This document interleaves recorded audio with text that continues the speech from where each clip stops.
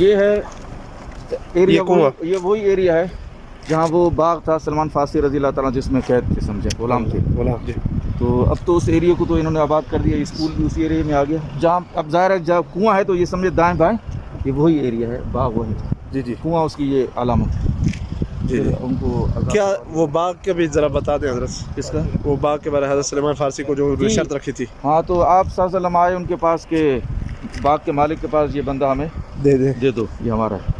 تو انہوں نے شرط لگائی کہ پتہ نہیں کتنے 100 درخت ہیں، 100-200 درخت ہیں، اور حجی ایک انڈے کے برابر جو ہے سونا، انڈے کے برابر سونا.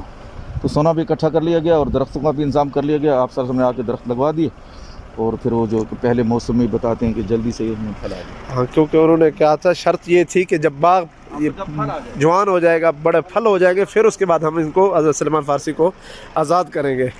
لیکن آپ صلی اللہ علیہ وسلم نے فرمایا کہ مجھے بلانا، اور لگاتے گئے. وہ تقریباً ماشاء اللہ چند عرصے میں وہ باغ نے پھل بھی دے دیا. اختلاف روایات مہینہ کہتے ہیں، کوئی دن بھی کہتے ہیں.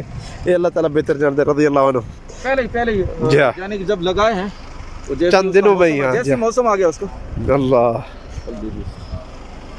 مدینہ منورہ دی زیارت کر رہے سی. حضرت صاحب نال نکاری دین محمد صاحب، اللہ تعالیٰ نے جزائے خیر عطا فرمائے. ہمیشہ انہوں نے آ کے تنگ کر دیا سی.